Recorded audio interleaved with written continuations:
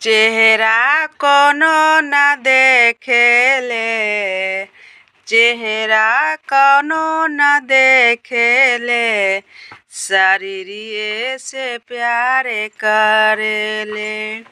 चेहरा कोनो ना देखेले, शरीरिये से प्यार करेले। कैसन बनल विधाता रतिये के याद करेले। चेहरा कोनो ना देखेले, शरीरिये से प्यार करेले। चेहरा कोनो न देखेले, शरीरिये से प्यार करेले।